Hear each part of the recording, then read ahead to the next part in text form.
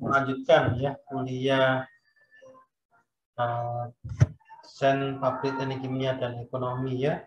Ini kita coba belajar ya terkait flowsheet adik-adik ya. Jadi tadi kesemuanya dalam penentuan kapasitas ya, penentuan kapasitas, terus kemudian pemilihan proses dan seleksi, pemilihan lokasi pabrik. Nah, ini semuanya nanti akan didesain dalam satu bentuk PFD ya, proses flow diagram ya. Atau FD, engineering flow diagram. Nah, ini yang semuanya dinamakan dengan flowsheet ya. Jadi definisi dari flowsheet ini adalah model ya dalam bentuk diagram dari suatu proses yang biasa juga dinamakan dengan proses flow diagram ya. Jadi kita harus menggambarkan satu desain ya, proses yang mulai dari treatment bahan baku ya sampai menjadi suatu produk ya. Flowsheet ini menunjukkan susunan peralatan yang dipilih untuk menjalankan proses. Jadi nanti adik-adik akan memilih menggunakan misalnya destilasi ya. Destilasi tipe apa? Destilasi azeotrope atau destilasi biasa ya. Terus kemudian reaktornya jenis plug flow atau jenis mixed flow dan sebagainya ya. Terus kemudian aliran-aliran dari laju alir dan komposisi. Jadi nanti harus benar aliran dari tangki A ke misalnya dari reaktor ke separator. Nah, itu komposisinya apa saja yang out dari reaktor dan in masuk ke dalam separator dan out di dalam keluar dari separator ya. Terus kemudian kondisi operasi ya, tekanan, terus kemudian temperatur dan sebagainya ya. Terus kemudian ini flowsheet ini akan digunakan oleh bagian perencana sebagai dasar perancangannya ya. Bagian operator untuk menyiapkan manual operasi dan training operator. Nah, ini makanya seorang teknik kimia itu sangat penting ya, karena di dalam suatu pabrik atau dalam suatu industri, karena sarjana teknik kimia itu akan merancang suatu proses yang digunakan sebagai dasar ya dari para perencana ini yang untuk rancangannya atau dasar dari operator iya.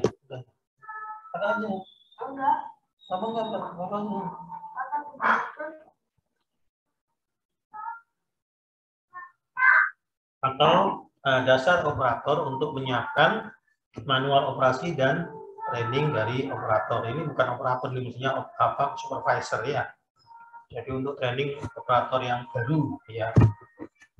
Jadi inilah fungsi dari flowsheet ya. Di mana flowsheet ini adik-adik ada yang berbagai informasi yang cukup penting, yakni terkait dengan komposisi aliran. Jadi di dalam aliran itu ada komposisi apa saja, misalnya ada air, ada metanol dan sebagainya ya. Terus kemudian laju alir total ya, jadi dengan komposisi A, B, dan C itu laju alir totalnya berapa. Terus ada suhu aliran, suhu alirannya berapa, karena ini sangat penting ya. Terkait dengan wujud apakah dia gas atau dalam liquid dalam aliran tersebut ya. Terus kemudian tekanan operasi aliran. Ya, ini ya. Informasi opsional ada komposisi molar, sifat-sifat fisik, nama aliran dan entalpi aliran. Nah, ini yang harus ada dan ini yang misalnya opsional. Nah, identifikasi peralatan di sini ya. Jadi tiap peralatan yang ditampilkan pada flowsheet ya harus diidentifikasi dengan nomor dan nama. Ya, nanti ada berbagai kesepakatan adik-adik. Apakah adik-adik standar Jepang ya, ikut Jepang, ikut Europe, ikut Amerika atau ikut nasional, itu tergantung dari owner dari pabrik tersebut ya. Yang menginginkan yang mana. Yang penting bisa diterima dan mudah ya untuk dikenali ya. Nomor identifikasi biasanya huruf angka Umumnya diperuntukkan setiap alat sebagai bagian dasar dari prosedur pengontrolan project dan akan digunakan, nah ini ya, untuk identifikasi dalam semua dokumen project. Nanti yang penting adalah memudahkan identifikasi. Ya, penomoran yang paling mudah dengan menggunakan huruf awal. Nah, biasanya H itu untuk heat exchanger, C itu untuk kolom, R untuk reaktor. Nah, yang kemudian diikuti dengan angka, misalnya R101. Ini tergantung pakai mazhabnya Pak Kusnaryo almarhum, atau memakai mazhabnya buku itu ya, desain plan ya. Dan beda-beda ini area, ini menandakan 01 itu jumlah alat reaktor 1 pada area tersebut. Nah, ini oke ya, dan sebagainya. Nah, ini ya. Jadi mesin, nah ini ya, ternyata di bawah ini ya. Saya ini sudah saya jelaskan. Nah, ini ya, berbagai flowsheet akan dibahas sebagai berikut. Ada blok diagram, adik-adik, terus kemudian ilustrasi gambar. Jadi blok diagram ini adalah flowsheet yang secara sederhana. Jadi supaya secara sederhana kita tahu bagian-bagian apa saja di dalam PFD tersebut ya, proses flow diagram. Terus representasi gambar, penyajian aliran laju alir, informasi yang dicantumkan, ada layoutnya, terus kemudian ada presisi data, dasar hitungan, presisi bed, utilitas, dan identifikasi peralatan. Nah, ini kita akan jelaskan mengenai blok diagram. Ya, blok diagram adalah bentuk penyajian yang paling sederhana untuk menggambarkan aliran proses. Ya. Terus kemudian tiap blok dapat direpresentasikan suatu peralatan tunggal atau tahapan lengkap dari proses. Nah, ini tergantung adik-adik ingin mendapatkan apa yang penting sederhana. Ya, jadi penyederhanaan dari proses flow diagram tersebut ya. Untuk proses yang kompleks, kegunaannya dibatasi menunjukkan proses-proses secara global, dipecah-pecah menjadi tahapan-tahapan utama. Nah, berguna untuk menyajikan suatu proses dalam bentuk yang sederhana ya. Jadi suatu proses yang ada digunakan itu disederhanakan dengan berupa blok diagram ya. Terbatas hanya sebagai engineering dokumen. Ya. Garis-garis aliran dan komposisi dapat ditunjukkan pada sekitar garis-garis berdekatan atau ditampilkan secara terpisah ya. Blok dapat berbentuk apa saja, umumnya campuran persegi 4 dan lingkaran. Jadi biasanya menggunakan persegi 4 jadi blok itu atau dalam bentuk lingkaran. Jadi proses yang sederhana dari PFD supaya kenapa? Supaya lebih mudah mencerna di dalam PFD ada apa saja. Yaitu secara garis besarnya. Ada yang ditanyakan di sini adik-adik?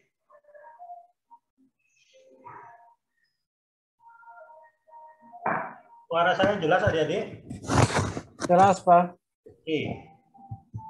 Nah, ini adalah salah satu bentuk contoh blok diagram. Jadi secara sederhana ya. Ini ada di sini ada natural gas masuk ke dalam purifier. Ya, terus kemudian di separasi ya. Jadi di mix water recycle sama ini aliran 2. Nah, ini aliran 2 kita tidak tahu komposisinya apa. Terus kemudian masuk menjadi aliran 4, jadi 2 sama 3 jadi 1 menjadi aliran 4. Terus kemudian di reformer ya dengan bantuan oksigen di sini akan membentuk aliran 6 ya, kemudian di methanol converter ya, jadi menjadi aliran 7 di mana di recycle menjadi aliran 9 dimasukkan lagi ke methanol converter menjadi 7, terus kemudian di separator menjadi aliran 10 ya. Di sini ada topping column di mana gasnya akan di-push ya. Jadi kenapa tidak di-recycle? Karena secara ekonomis mungkin tidak menguntungkan ya. Sehingga di-push ya. Terus kalau kebanyakan di sini akan merusak produknya. Di sini produk yang nomor 12. Nomor 12 kemudian menjadi refining column, terus menjadi metanol dalam pembuatan metanolnya. Terus kemudian di sini ada water recycle dikembalikan untuk menjadi water di recycle ya, untuk masuk ke dalam dimix lagi dengan natural gas nanti setelah dipurifikasi. Nah, ini seperti ini adalah contoh sederhana dari blok diagram. Nah, ini yang agak rumit ya, jadi tentang blok diagram alir proses ya. Jadi sudah mulai Ini sudah mulai apa namanya agak rumit ya, tapi tidak serumit PFD ya, proses flow diagram. Di mana bedanya di sini? Ini ada apa namanya? Ada kondisi operasi baik itu tekanan ataupun suhu ya. Terus alirannya ada penomoran, itu yang dinamakan dengan proses flow diagram. Nah, di sini ada crude ya, itu kemudian dipisahkan dengan CDU. Di sini ada gas ya. Gasnya itu masuk ke LPG recovery, dibakar ya. Atau terus kemudian produknya ini di sini ada nafta ya, apa namanya raw nafta, high nafta dan sebagainya, itu menjadi suatu produk ada wax, ada apa kerosin, ada gas oil dan sebagainya ya. Ini adalah salah satu contoh dari diagram alir proses yang sedikit rumit ya dibandingkan yang tadi. Yang penting di sini peran dari ini blok diagram ini bisa cara cerita proses tersebut ya. Jadi kalau adik-adik melihat ini ya, kelihatan bahwa dalam proses pembuatan kerosin, gas oil itu kelihatan secara jelas ya. Jadi di sini ada CDU, ada HPU, ada NHT, ada wax plank dan sebagainya. Tapi di sini nanti akan banyak prosesnya ya. Di HPU ini ada apa, alat apa saja itu ada nanti. Ya, seperti itu ya adik-adik. Oke, ada pertanyaan adik-adik?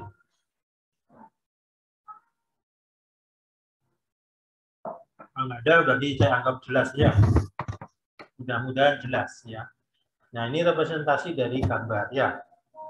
Pada flowsheet detail yang digunakan untuk perancangan dan operasi, peralatan umumnya digambar dalam bentuk mewakili gambar sesungguhnya. Jadi kalau destilasi berupa kolom panjang, jadi diharapkan itu mewakili gambar sesungguhnya, tetapi yang membedakan itu adalah ukurannya. Jadi ukuran antara pilot plant, industri ataupun dalam bentuk flow diagram, dalam bentuk proses flow diagram ini berbeda. Jadi nanti scale-nya bagaimana ya? Jadi nanti ditampilkan di dalam prosesnya. Nah, untuk dokumen tender atau brosur perusahaan, gambar sesungguhnya yang berskala kadang-kala digunakan, tetapi yang lebih umum dalam penyajiannya yang lebih sederhana. Ya, bentuk-bentuk gambar. Nah, ini ya ada. Apakah adik-adik mengikuti British Standard atau ANSI, American National Standard Institute, atau ACNOR, ya jadi standarnya Prancis, ada standarnya Jepang, Japan International Standard, dan SCI-nya. Nah, ini adalah yang agak rumit ya. Jadi dalam pembuatan nafta itu ya di liter. Nah, ini kemudian ada berbagai ada feed ya, di sini ada feed, terus kemudian masuk ke dalam apa namanya di exchanger ya, dipanaskan, terus kemudian dimasukkan ke dalam apa namanya ada reaktor ya, di sini reaktor F401, nah ini ada reaktor C407. Nah cuma di sini karena ini masih berbentuk blok diagram, belum detail ya komposisi yang di sini apa. Di sini apa masih belum detail ya. Nah, terus kemudian menggunakan apa namanya ada stripper di sini ya. Kemudian apa namanya membentuk produknya ini adalah nah ini ya. Jadi ini apa namanya bisa nanti adik-adik lihat sendiri ya ini ya. Karena saya kok nggak begitu kelihatan yang ini ya. Nah, penyajian aliran laju air di sini ya adik-adik.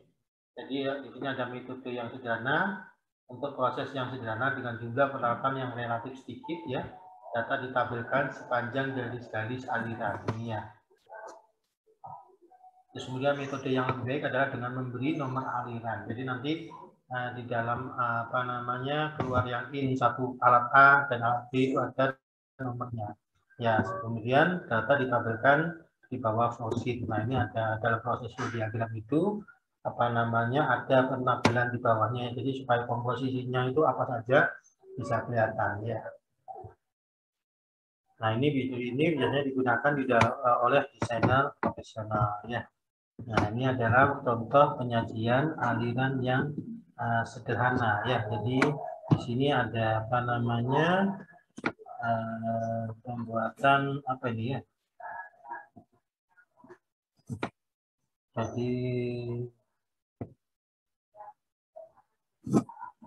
nah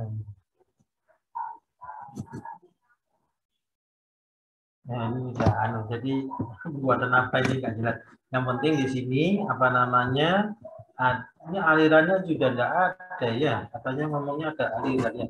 Jadi ini mungkin yang sederhana jadi supaya apa namanya kita tahu aliran dalam fit tank, terus kemudian masuk ke dalam apa namanya stripper kolom ya, terus kemudian dari stripper kolom terus yang top produk itu masuk ke dalam reflux condenser, dikembalikan ke dalam reflux tank yang akan dimasukkan kembali ke dalam stripper ya. Kemudian ini adalah bottom produk, itu masuk dalam preheater ya, heater, kemudian apa namanya dimasukkan lagi ke dalam fit tank. Nah ini apa namanya aliran. Nah ini data aliran sederhana. Nah aliran sederhana ini seperti ini ya. Jadi yang penting menggambarkan suatu proses apa namanya secara sederhana ya. Di sini ada reaktor, terus kemudian ada apa namanya ini distilasi ya, distilator separasi. Nah kemudian ada fuel gas di burner dibakar, terus kemudian dimasukkan ke dalam reaktor untuk mencapai kondisi operasi ya. Jadi di sini ada treatmentnya supaya nanti pada saat masuk di reaktor itu suhunya sudah sesuai dengan kondisi operasi. Terus kemudian masuk ke dalam steam generator di quench-nya ya, terus kemudian masuk ke dalam apa namanya distilasi atau separator, terus kemudian ditambahkan dengan water yang di spray ya, terus kemudian ada gas yang dibuat, sekarang dibuang sebagian karena kalau tidak dibuang maka akan merusak komposisi dari produk yang di belakang ini. Nah dibuatkan terus kemudian di quench seterusnya ini jadi. Nah ini contoh penyajian jadi faucet yang proses flow diagramnya. Jadi di sini juga aliran sudah muncul baik itu dalam bentuk apa namanya tekanan dan T ya, T dan apa nomor aliran itu ada di sini. Terus kemudian di bawah ini biasanya itu adalah komposisi aliran komposisi tiap-tiap aliran ya. Terus kemudian biasanya ini ada penomoran dan di sini ada dijelaskan nomornya. Jadi misalnya R101 itu reaktor ya dan sebagainya. Nah, terus ini kemudian ada biasanya ada skalanya ya, ada di sini. Nah, ini adalah apa namanya yang lebih lengkap dari apa namanya sederhana. Jadi ini biasanya ini dinamakan dengan proses flow diagram. Nah, ini ya. Ini yang agak sederhana dari proses flow diagram karena hanya meliputi beberapa alatnya. Kalau di sini ada kompleks ya, kami banyak alat. Dan di sini hanya beberapa alat ini. Nah, ini sudah. Nah, ini yang penting terkait presisi data adik-adik ya. Jadi kadang-kadang adik-adik karena menggunakan kalkulator ya, akhirnya 4 atau 5 angka di belakang koma ditampilkan semua. Itu tidak perlu adik-adik ya. Biasanya paling tidak maksimal, ini bukan 1 ya, tapi maksimal 2 angka di belakang koma ya. Apabila aliran begitu kecil, nah ini dibuat berapa angka di belakang koma. Jika sangat kecil disebut dengan trace ya, atau dilengkapi atau tetap dikosongi, jangan diberi angka 0 ya. Jika komposisi trace komponen ya, menjadi constraint dalam proses maka menyatakan dalam satuan ppm karena sangat kecilnya itu ya. Nah, ini dasar perhitungan adik-adik ya. Biasanya ada jam operasi per tahun, terus kemudian yield reaksi, suhu referensi untuk neraca panas ya, dan beberapa asumsi yang biasanya kita gunakan dalam asas teknik kimia itu ya. Nah, ini proses batch adik-adik, hati-hati karena proses batch ini menyangkut apa namanya waktu ya, ada apa namanya waktu tunggu atau yang dinamakan dengan residence time ya. Nah ini kadang-kadang karena waktu tunggunya yang lama ya adik-adik itu bisa menyebabkan proses selanjutnya itu apa namanya akan menunggu ya apa namanya setelah proses batch selesai. Nah ini bagaimana caranya adik-adik supaya apa namanya waktu tunggu proses selanjutnya itu bisa lebih kecil ya, supaya nanti apa namanya secara whole dari awal sampai akhir itu apa namanya bisa memproduksi lebih banyak produk ya. Nah, proceed harus untuk proses batch umumnya menunjukkan jumlah yang diperlukan untuk menghasilkan setiap batch-nya ya. Apabila proses batch merupakan bagian dari proses continue, nah ini ya dapat ditunjukkan pada flowsheet yang sama dengan menyediakan potongan yang jelas ketika tabel antara bagian pembunyi dan bagian batch perubahannya kilogram hour atau kilogram batch ya. Suatu proses continue dapat termasuk penambahan regen minor seperti katalis secara batch-nya. Nah, jadi nanti bagaimana adik-adik bisa apa namanya, apakah ditambahin storage ya untuk apa namanya menyimpan proses ini supaya nanti prosesnya bisa continue, atau ada 2 atau 3 ya reaktor batch-nya itu sehingga waktu tunggunya bisa adik-adik minimalkan. Jadi secara paralel. Nah, untuk utilitas ya, untuk menghindari flowsheet yang rumit atau tidak umum secara praktek menunjukkan bagian utilitas dan aliran pada flowsheet ya, biasanya jarang gitu ya. Koneksi terhadap utilitas di setiap alat semestinya ditunjukkan dan ditandai atau label ya. Terus kebutuhan utilitas untuk tiap peralatan dapat ditambahkan pada flowsheet-nya ya. Nah, ini tadi ya, saya rasa sudah. Nah ini ya identifikasi peralatan adik-adik. Jadi yang seperti saya sebutkan tadi, jadi R itu adalah menunjukkan reaktor. Terus biasanya ini area ya 1. Terus kemudian nomor alat, jadi 01. Jadi pada area 1 itu misalnya ada 5 di sini 105, berarti ada 5 reaktor di dalam alat tersebut. Nah biasanya kalau reaktor batch itu biasanya lebih dari 1 ya, 3 dan sebagainya, itu tergantung nanti adik-adik menghitung supaya resident time-nya itu bisa kecil sehingga bisa dari batch bisa melakukan proses continue. Nah ini ya. Terus kemudian pompa T211. Jadi area 2 dan alat ke-11. Nah tergantung nanti adik-adik ada beberapa di jurusan departemen kita itu ada 2 mazhab ya, tapi saya memakai yang ini ya adik-adik ya. Jadi karena kebanyakan dosen memakai ini ya 101, jadi ini area dan ini ada alat pertama dari 211, berarti ini area kedua dan alat yang ke-11 ya. Ini ya. Di bentuk Pluton CA switch-nya. Jadi present at one generator design for the equipment pump. He is the one ini ya set it to the equipment number of unit ya. Ada pertanyaan adik-adik di sini sampai sini? Jelas adik-adik? Oke. Oke. Nah, di sini untuk penyiapan flowsheet ini ada basis untuk perhitungan di tiap-tiap unit. Jadi adik-adik akan menghitung perhitungan di reaktor, terus kemudian equilibrium apabila ada apa namanya keseimbangan ya, terus ada komposisi aliran, ada neraca massa dan neraca energi. Atau kita menggunakan computer aided processing, biasanya menggunakan ISIS ya. Tapi hati-hati neraca energi ya, adik-adik harus paham konsep yang digunakan di dalam menghitung neraca energi. Biasanya kayak massa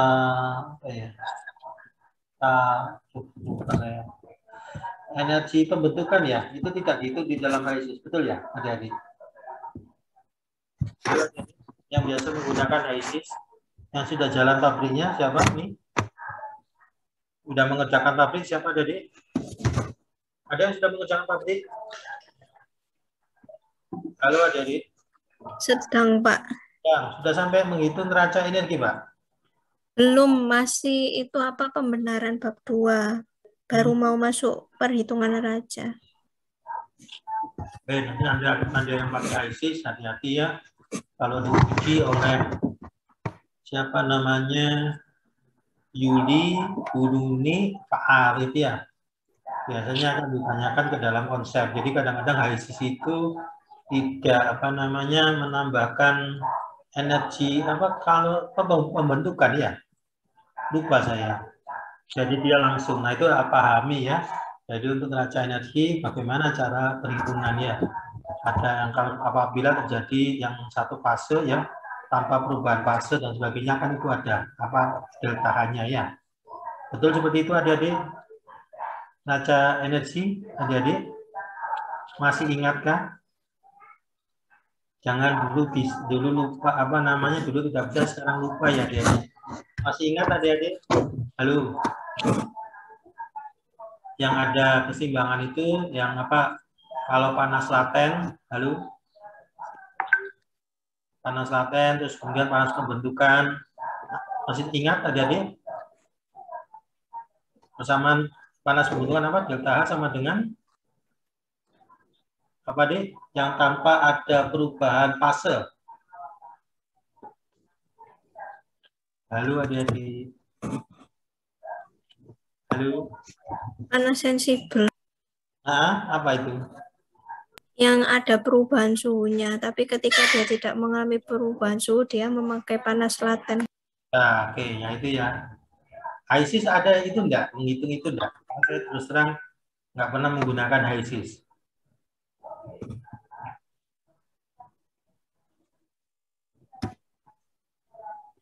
HISIS menghitung itu enggak di HISIS? Kalau neraca energi. Sampai ke sana kah perhitungannya? Lalu ada yang pernah menggunakan HISIS siapa? Saya rasa semua pernah menggunakan HISIS ya.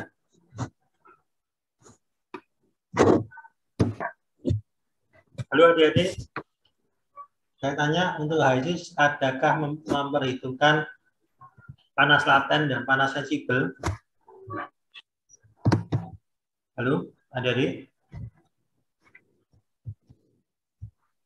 Halo adik-adik? Iya Pak, sepertinya tidak diperhitungkan. Nah itu ya hati-hati ya. Jadi harus tetap adik-adik mengerjakan HISIS ya, tetap pada konsepnya ya. Kita melihat bahwa konsepnya seperti apa. Adakah perubahan adanya fase ya, perubahan fase atau hanya panas sensibel saja, tidak ada perubahan fase ya. Jadi ada panas laten dan panas sensibel ya. Tapi saya terus terang tidak pernah membuka HISIS ya. Begitu apa namanya Bu Yuli, Bu Luti menanyakan itu, terus kemudian jawaban dari kakak kelas Anda seperti itu, saya kaget juga loh. Seperti itu ya. Tapi saya tidak pernah buka HISIS saya terus terang ya. Karena saya mengerjakannya dulu pas pabrik manual ya, tidak memakai HISIS.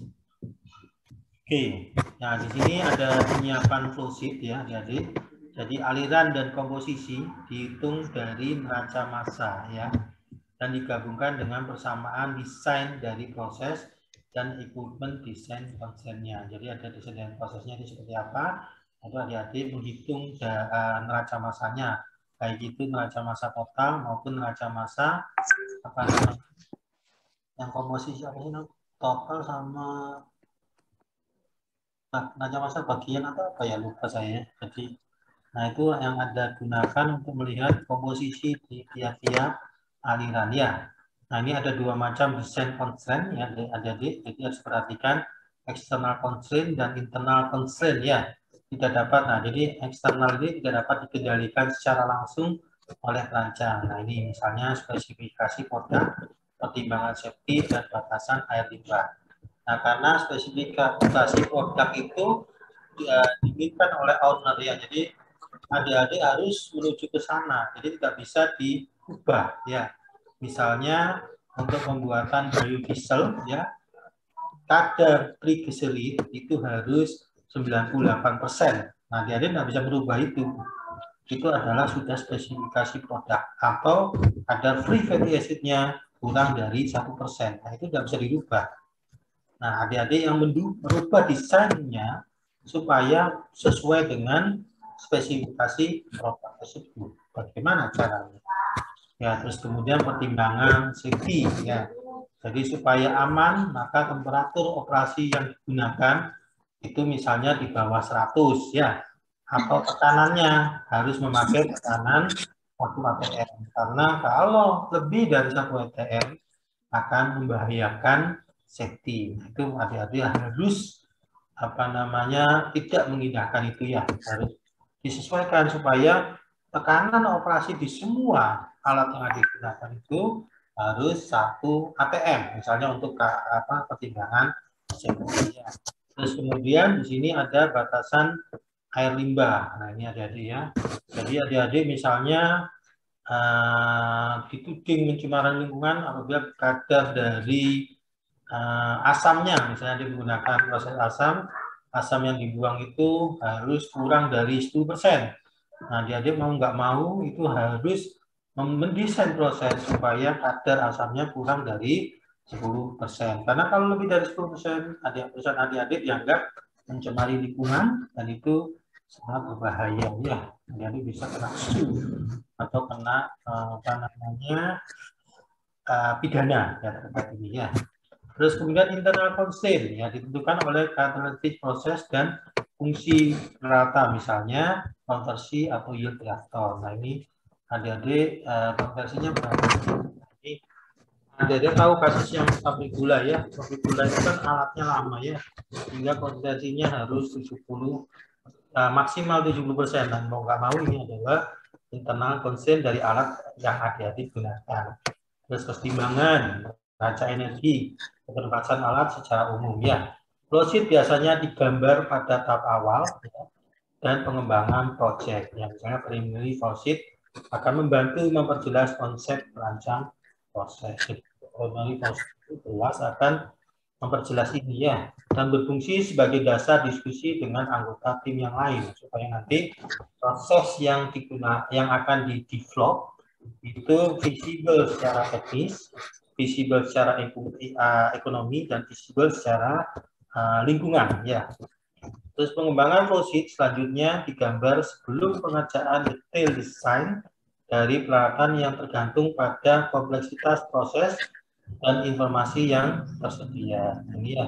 Apabila desain dibuat sebagian besar merupakan duplikasi dari existing proses. Nah, kebanyakan ya pabrik-pabrik yang ada di Indonesia itu desainnya menggunakan desain yang sudah ada, sudah established ya.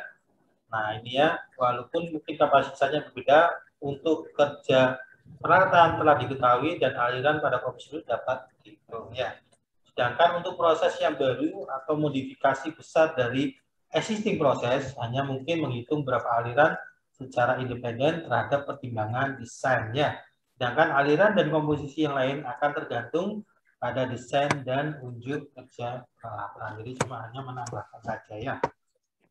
Nah, ini untuk penyiapan flowsheet, mungkin adik-adik nanti bisa baca sendiri ya. Nah, terus kemudian basis perhitungan ada time basis dan scaling basis. Nah, ini faktor skala. Jadi bagaimana scaling faktornya. Nah, ini adik-adik bisa baca. Nah, ini yang biasa digunakan dalam basis perhitungan untuk proses flow diagram ya. Terus untuk tiap-tiap unit, di sini ada reaktor. Dan reaktor biasanya mengenal pada konversi dan yield yang ditetapkan. Terus kemudian ada keseimbangan kimia, ada equilibrium state ya, biasanya ada tie komponen. Nah ini di di reaktor di kolom distilasi ya. Terus kemudian physics stream component apabila komposisi dari suatu aliran ditetapkan oleh internal atau external constraint tadi yang seperti tadi saya sebutkan. Terus kemudian apabila sejumlah variabel ditetapkan oleh external constraint atau perancang. Nah, ini ya. Oke, bisa rasa Anda bisa baca sendiri. Nah ini tadi ya komputer explode ya, tadi dapat banyak software untuk membuat flowsheet ya. Ada Visio, ada AutoCAD, ini fungsinya hanya menggambar saja ya. Nah kalau untuk menghitung atau melakukan simulasi, nah itu di departemen kita itu ada namanya Aspen Plus dan HiSys ya, juga bisa SuperPro di sini. Cuma di Lab Pro ya, pengendalian proses tempatnya Prof. Renanto itu sudah langganan Aspen Plus ya. Terus kemudian di laboratorium teknik kimia yang lantai 4 itu ya, ada kita sudah langganan HiSys ya. Nah ini bisa adik-adik gunakan dalam melakukan simulasi ya, setelah adik-adik gambar secara teknikal. Nah itu kemudian disimulasi menggunakan Aspen atau HiSys.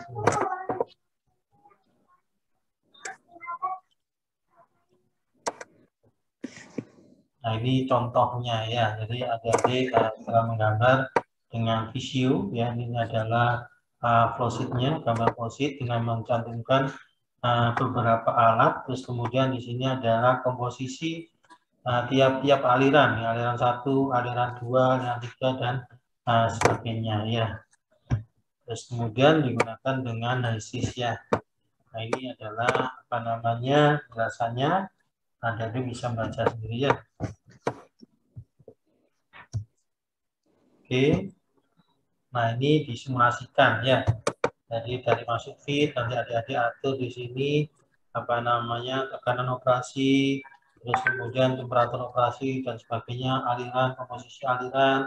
Terus kemudian setelah apa namanya adik-adik gambar masukkan semua, terus kemudian dicek apa namanya dimasukkan sampai nanti menjadi biru ini ya. Ini biru berarti bisa apa namanya disimulasikan dan mulai adik-adik di run nanti akan apa namanya keluar hasilnya komponen-komponen di tiap alat ini yang bukan muncul di tiap aliran ini.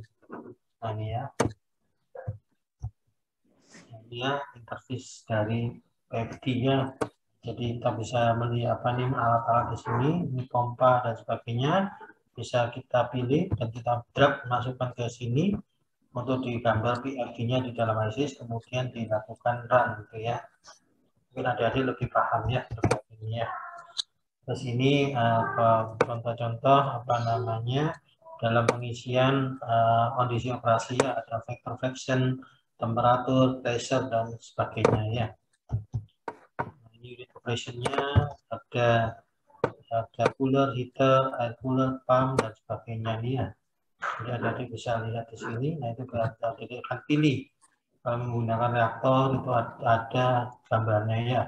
Jadi ini terus kemudian menggunakan apa namanya destilasi ya, ini ada dan seterusnya ya. Nah, ini adalah contoh Aspen Plus ya. Kalau Aspen Plus seperti ini contohnya penampakannya ya. Kemudian ini adalah contoh dari flowsheet, jadi aliran in. Jadi ada gambarnya, ini adalah aliran masuk. Biasanya kadang-kadang keliru, tanahnya ke kiri. Nanti banyak beberapa kakak kelas Anda itu menggambar keliru ya. Ini merupakan satu kesalahan ya. Terus kemudian untuk produk ya.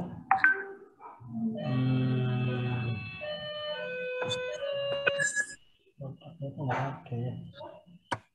Oh ini ya.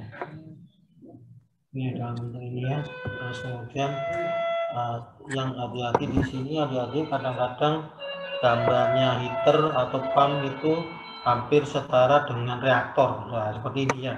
Jadi ada scale-nya ini ya. Jadi tetaplah apa namanya kita lihat kondisi di apa namanya di pabrik ya antara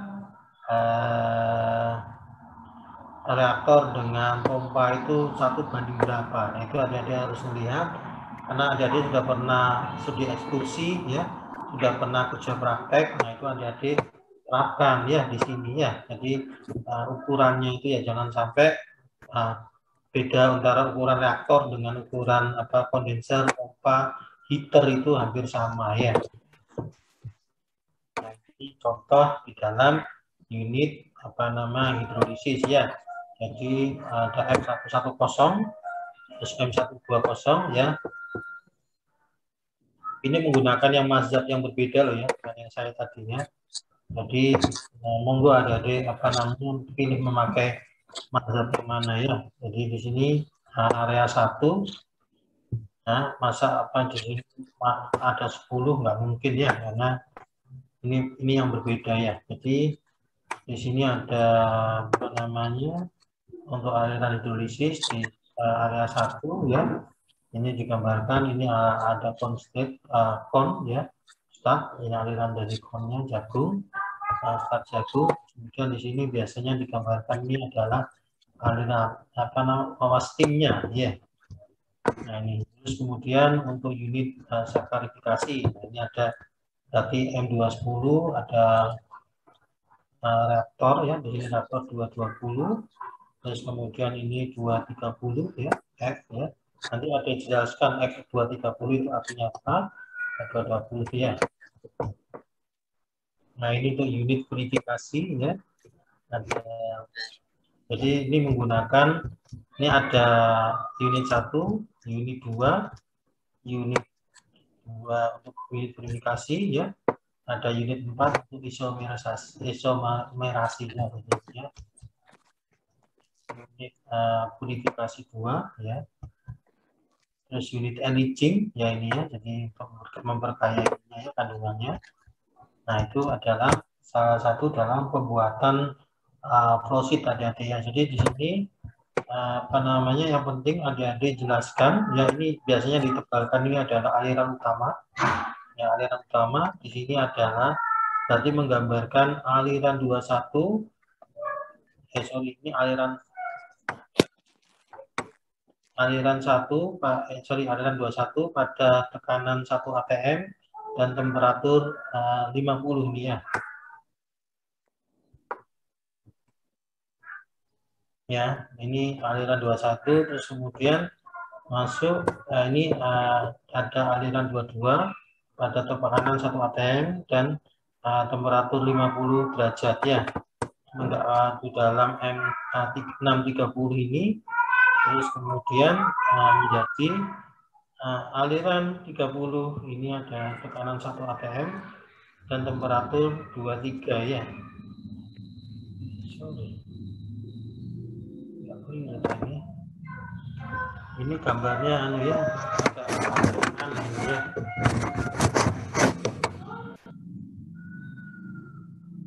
Nah, yang ini kok agak ada yang keliru ya. Ini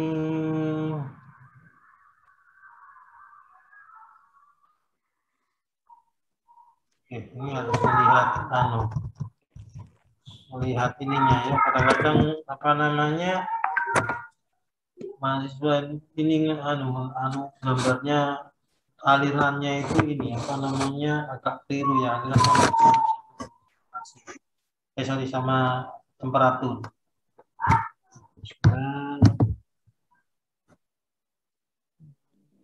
Ini tadi digambarkan dalam alirannya ya. Nah, yang penting gini aja ya.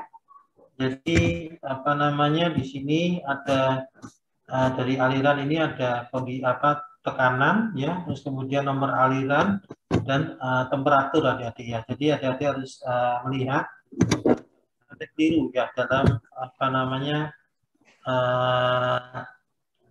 memasukkan nomor aliran, tekanan dan temperatur operasi ya. Terus kemudian di sini dijelaskan bahwa ada aliran utama yang digambarkan dengan apa namanya blok yang apa namanya lebih hitam ini ya, lebih tebal ya.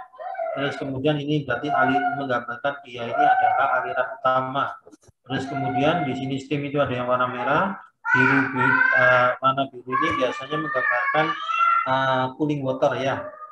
Terus kemudian jangan sampai ada tabrakan ini ya, aliran. Jadi adik-adik bisa apa namanya lakukan seperti ini ya. Terus kemudian yang ketiga itu adalah skalanya.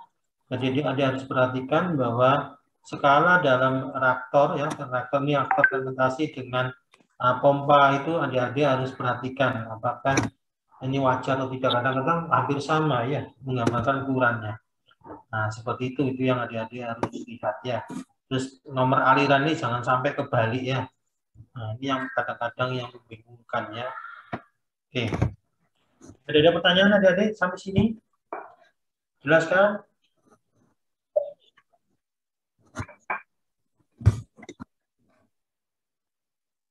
Halo adik-adik. Jelas ya?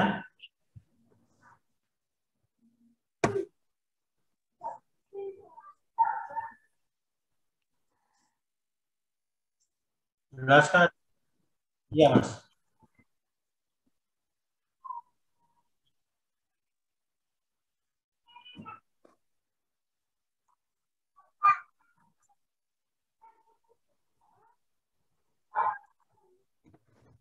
Harusnya semuanya sudah ada, Mas, kecuali alat-alat yang memang belum established di industri. Contoh kayak punya saya itu, bimbingan saya itu ada namanya microwave ya. Di skala industri dia kan tidak ada microwave. Nah, itu kemudian mau nggak mau ya menggambarkan sendiri, Mas. Karena memang tidak ada. Tetapi sebagian besar biasanya sudah ada. Seperti itu, Mas Ahmad Habib.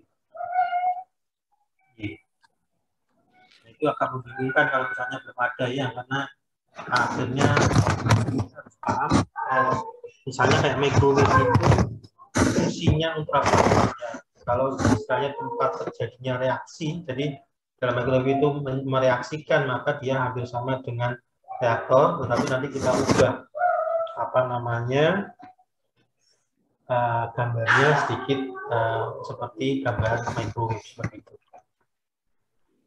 Oke, ada lagi pertanyaan adik-adik? Kita nanti beranjak ke dalam tata letak layout ya, jadi sekalian. Nanti insya Allah mulai minggu depan kita terkait prinsip manajemen ya. Karena saya rasa neraca massa dan neraca energi tidak perlu kita bahas ya. Karena itu adalah apa namanya ATK ya, jadi bisa mengulang, mereview sendiri ya. Oke, ada pertanyaan adik-adik sampai sini?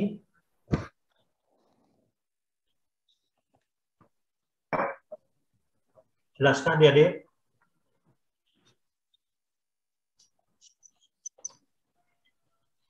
Tahun ini hati-hati ya. Jadi 210, 220 dan 230. Ini artinya apa adik-adik? Apakah ini semua jenis faktor? Halo adik-adik.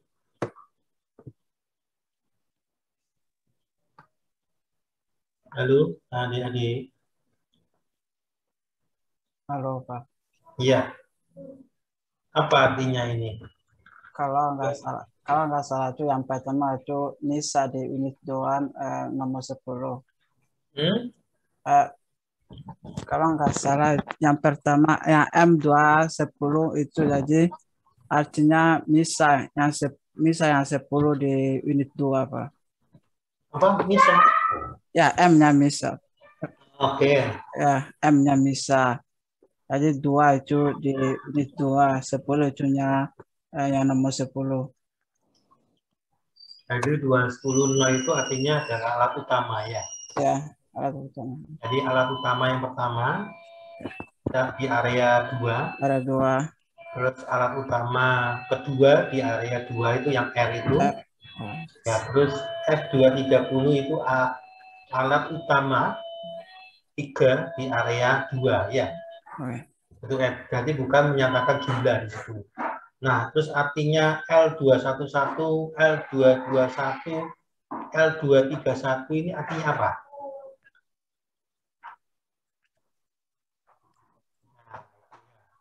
Itu ya, adik-adik. Mazhabnya beda dengan yang tadi ya, yang saya sebutkan. Jadi ada 201 artinya di area 2 dan misalnya R201 berarti jumlah reaktornya 1. Nah itu ya. Jadi kita terserah jadi menggunakan yang mana sama saja itu ya. Yang penting harus konsisten ya. Ada menggunakan maka semua menggunakan mazhab yang pertama berarti ada menggunakan semuanya itu adalah mazhab pertama, jangan dicampur ya. Begitu ya. Jadi oke. Tidak ada pertanyaan, apa namanya, kita lanjut ke dalam perancangan atau tata letak adik-adik ya. Jadi tata letak ini adik-adik sangat sebetulnya kalau keliru tata letak yaitu proses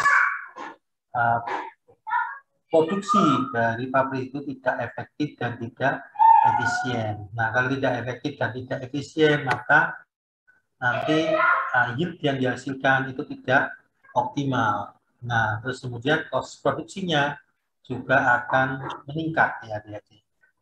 Jadi makanya kita tata letak ini sangat penting adik-adik ya, supaya proses bisa berjalan dengan efektif dan efisien dan berjalan sesuai dengan aturannya ini ya. Perancangan tata letak pabrik. Tata letak pabrik dapat dilakukan oleh setelah closing proses. Jadi ingat, setelah closing proses ini baru mulai kita merancang tata letak yang baik itu seperti apa ya. Terus setelah perhitungan proses atau proses calculation dan seleksi serta penentuan ukuran peralatan. Jadi peralatannya itu ditentukan apakah misalnya kayak destilasi yang vertikal atau yang horizontal. Nah, itu kan karena itu akan menyangkut dari space area yang akan digunakan ya. Terus penentuan ukuran peralatan, equipment selection and sizing, dan selesai dikerjakan. Nah, demikian pula lokasi telah ditetapkan. Jadi di daerah mana? Terus kemudian peta topografinya bagaimana, data-data geoteknik dan hidrologi lokasi sudah tersedia. Jadi yang kemarin dalam pembinaan lokasi itu sangat penting ya, harus dicari sehingga nanti dalam melakukan tata letak pabrik ini tidak keliru ya.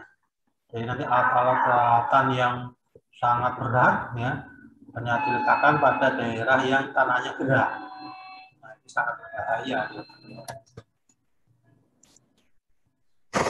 Rancangan tata letak pabrik ya jelas harus jelas dia memberikan aliran material yang logik.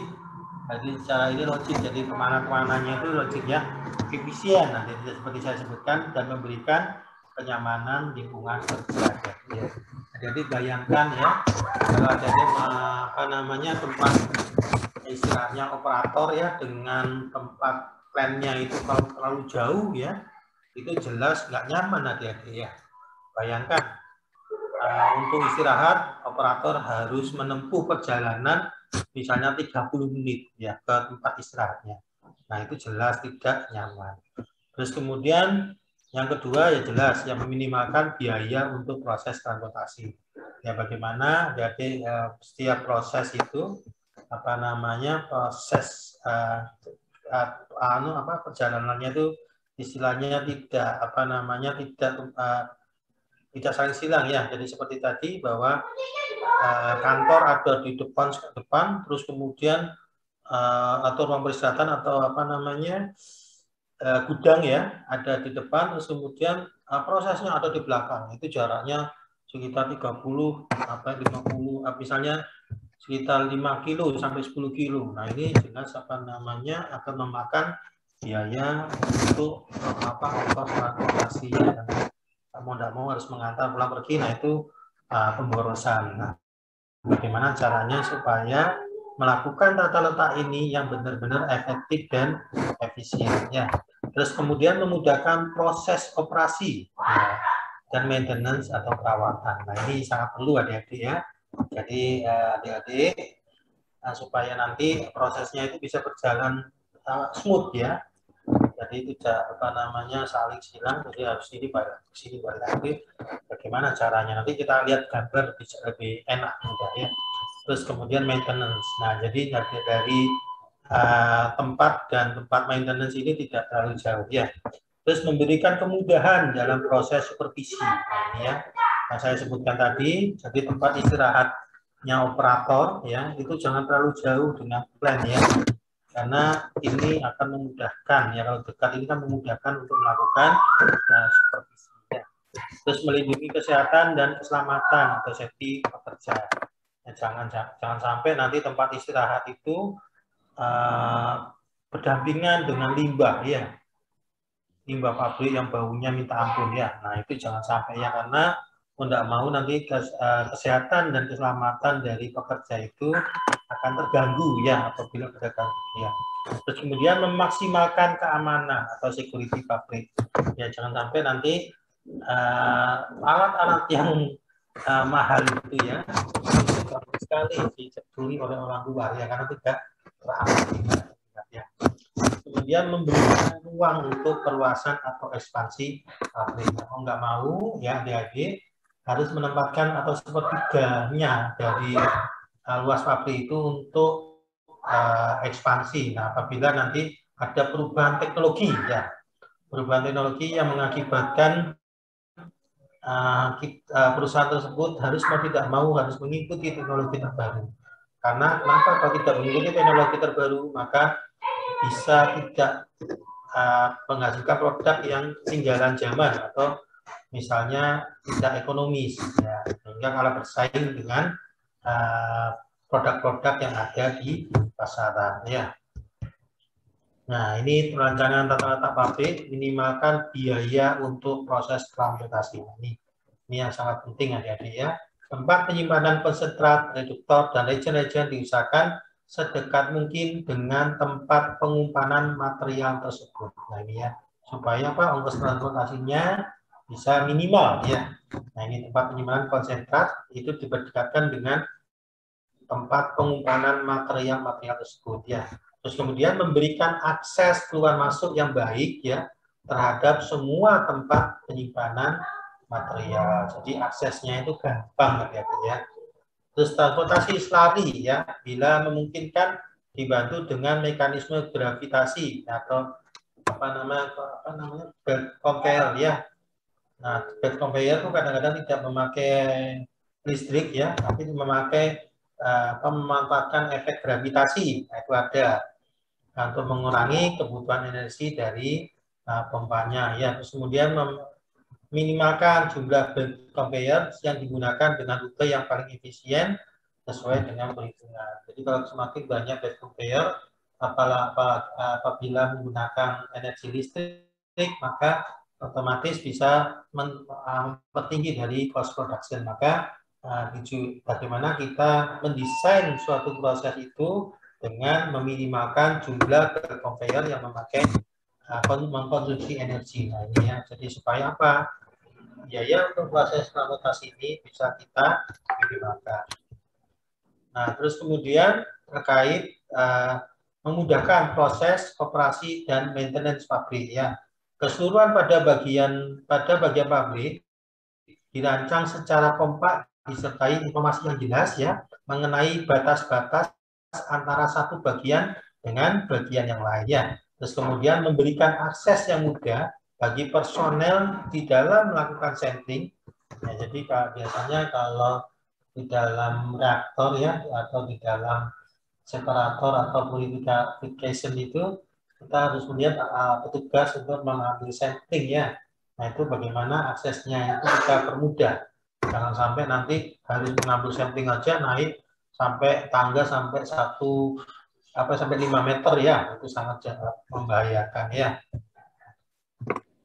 Memberikan aksesnya ini ya terkait jalan, tangga, personel lift ya, dari satu level ke level yang lain, terus memberikan pencahaya, lighting dan ventilasi yang baik ya.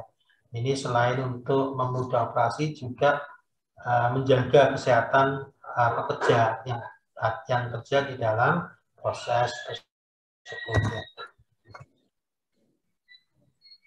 Tata letak pabrik umumnya digambarkan dalam gambar teknis 2 dimensi. Ya. Jadi ada tampak atas, namun juga sering digambarkan dengan 3 dimensi. Ya. Komponen-komponen yang digambarkan dalam tata pabrik ada peralatan utama proses, ya, tempat peralatan di mana dalam fasilitas pendukung diletakkan seperti landing station, agent storage area, brick storage, oxygen plant dan sebagainya ya. Utilities, tempat penyimpanan air, bahan bakar, dan pumping. Nah, ini ada ya, tempat penyimpanan bahan baku dan tempat penyimpanan produknya. Nah, juga ada komponen-komponen yang lain ya. Ada kantor, laboratorium, control room, change house, dan sebagainya ya. Nomor komponen dalam layout ini harus konsisten. Di bagian tertentu biasanya di pojok diberikan informasi skala yang benar. Nah, ini seperti ini ya. Jadi ini adalah tampak dari pabrik ya, peleburan PT Smelting di Gresik ya. Jadi luasan area itu panjangnya 690 meter dan lebarnya 375 meter di sini ya. Nah, ini model trapesium adik-adik ya.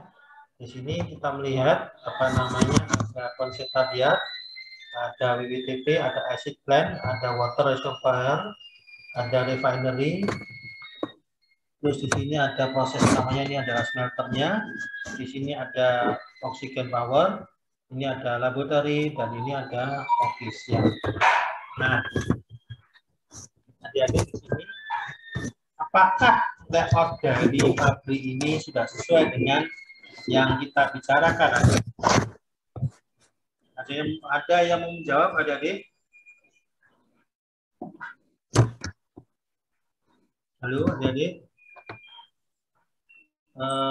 Ini Mbak Audrey Petra Laturi. Ada Mbak Audrey? Ada, Pak. Oke. Apa Mbak jawabannya, Mbak? Tadi kan ada adik-adik sudah mendengarkan penjelasan saya ya.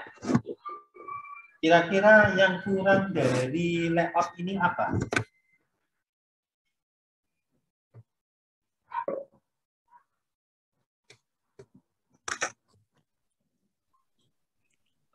Power plan-nya mungkin, Pak. Mungkin berarti Anda nggak yakin ya? Iya. Apa itu? Power plan? Apa itu power plan?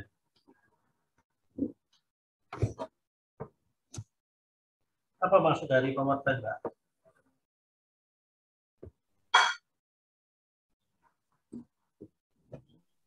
Itu untuk proses alat-alat di dalam plan ini.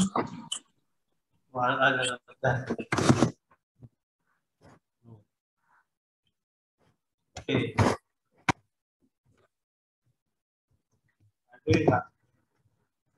Ya Mbak, ini berarti Anda nggak paham ya.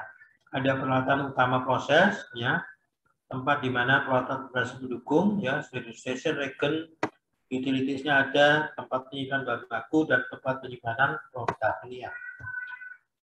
Ini ya. Kira-kira apa? Atau ada yang lain bisa menjawab? Mana?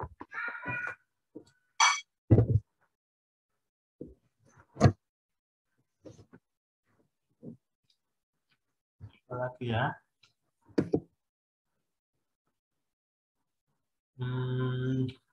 Mas Tuko.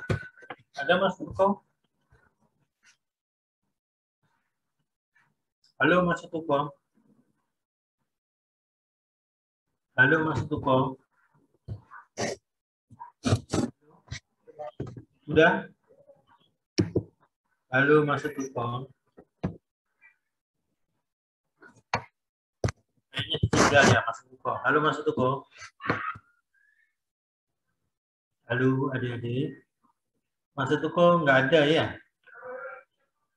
Mbak Irina. Halo Mbak Irina. Iya Pak. Selamat pagi Pak Hukun, mohon maaf Pak hadir Pak, habis dari belakang sebentar Pak tadi. Habis apa? Habis dari belakang Pak saya tadi. Oh oke.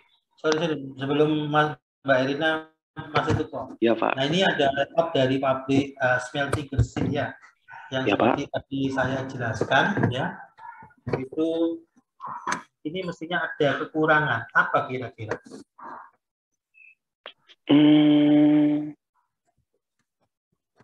Kalau semisal dari layoutnya ini sih Pak, bentar Pak ya.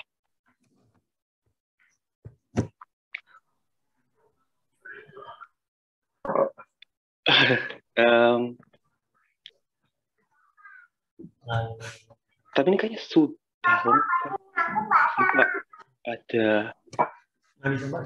sudah ada refinery unit, ada water reservoir. Bentar Pak ya, saya coba ini dulu. Apa mungkin ini Pak ya, kesediaan warehouse mungkin Pak ya. Soalnya di sini masih belum ini sih Pak, masih belum ada gudang penyimpanannya Pak, buat yang storage-nya. Storage-nya, oke. Ya, storage. Itu nggak ada ya? Iya.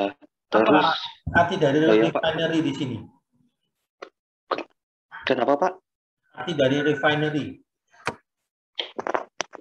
Arti dari refinery, kalau semisal di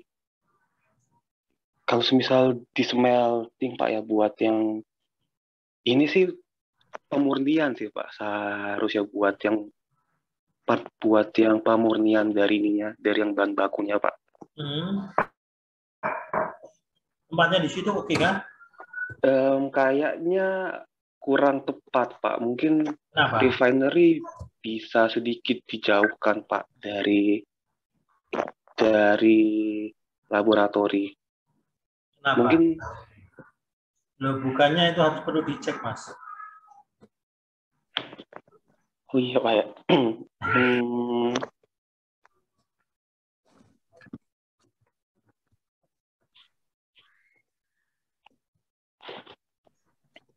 Masih ingat ini tadi aja deh. Ini kan. Oh iya Pak. Tuh, bagaimana ini? Panjangan. Nah, ini tadi yang barusan saya jelaskan.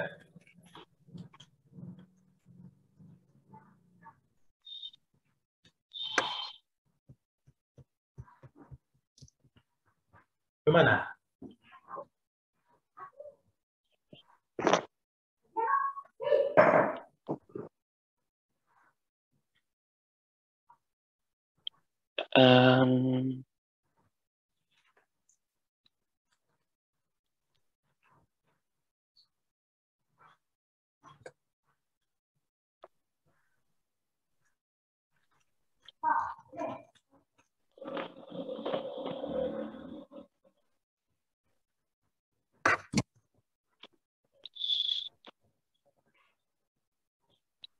Sekiranya sudah tepat Pak diletakkan di situ.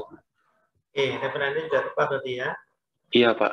Kira-kira ada yang lain yang kurang tepat?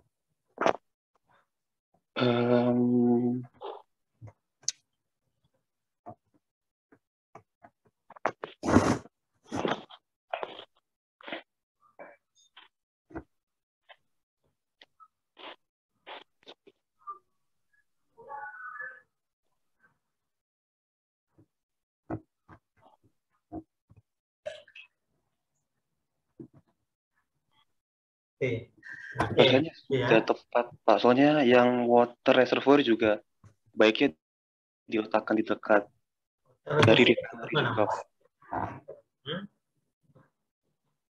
Yang fungsinya dari water reservoir di situ untuk mensupport bagian yang mana, Mas? Ini sih Pak mungkin buat sistem utility-nya Pak. Mungkin kayak buat di smelternya harus seperti ini. Adik-adik harus paham dulu ya apa namanya proses dari smelter ya. Iya. Jadi supaya nanti apa namanya antara satu plan ya, jadi satu zona dengan zona yang lain itu saling mensupport ya. Misalnya kebutuhan dari oxygen power ini apakah benar-benar dibutuhkan langsung oleh smelter ini ya, di plan smelter ini. Kalau langsung mensupport langsung berarti yang berdekatan ini sudah oke ya. Tetapi ya apakah dia tidak mengganggu office ini yang di sini? Ya, jadi misalnya kalau terjadi ledakan ya, safety-nya bagaimana terhadap office ini? Sedangkan water reservoir-nya itu sangat jauh ya di sini ya. Iya Pak, benar Pak. Nah itu, jadi itu harus adik-adik perhatikan safety. Jadi tidak hanya melihat dari proses apa namanya secara proses, tetapi juga melihat secara safety-nya bagaimana ya. Nah ya, terus kemudian itu sudah oke, exit plan ditaruh di sini, proses giatnya jauh dari perkantoran ya, supaya nanti menjaga kesehatan orang-orang yang ada di sini ya. Cuma nanti jarak ke sini dari sini ya. Orang sini untuk mengecek ini apakah jauh tidak, akses transportasinya bagaimana. Terus kemudian yang kedua, ini kelihatannya sudah tidak ada pengembangan ya. Hanya untuk mengembangkan teknologi ya. Karena ya, lihat sini ya. Kita lihat ini ya. Ini sudah terisi semua, berarti sudah ada pengembangan teknologi. Nah ini sangat berbahaya kalau seperti ini ya. Tiba-tiba ada teknologi terbaru yang lebih ekonomis ya, maka ini akan bingung ya, akan apa namanya merubah layout dari pabriknya. Terus kita lihat bahwa jalur apa namanya produk maupun bahan baku atau jalur manusia ini sama ya, tidak ada ya, keluarnya ini loh ya, aksesnya ini loh ya. Nah ini sangat berbahaya ya, masa jalur orang ke kantor pakai mobil pakai motor sama dengan jalur truk ya. Nah, ini harus dipisahkan ya. Oke. Udah sampai di sini adik-adik. Ada pertanyaan kah? Belum ada, Pak. Oke. Ya. Nah, ini ya, proceed di plan. Jadi adik-adik harus paham ini ya. Jadi smelter ternyata langsung dalam koper anoid masuk ke refinery. Refinery ada dalam waste water treatment. Nah, terus kemudian di sini ada acid plant. Nah, ini ada sulfuric acid. Nah, ini jelas harus dijauhkan dari tadi perkantoran ya. Ini sangat berbahaya. Nah, ternyata smelter dengan refinery ini proses yang saling mensupport alirannya ya. Jadi dari smelter langsung ke refinery ya. Dari refinery ke waste treatment. Nah, ini ya, ini harus ada diperhatikan. Nah, ini juga peleburan di smelting Gresik ya. Di sini ada pelabuhan ya. Pelabuhan berarti karena dia mensupport langsung ke dan bahan baku konsentrat dari storage-nya dimasukkan sini ya. Terus kemudian di sini ada oksigen. Terus kemudian di sini ada di smelter ya.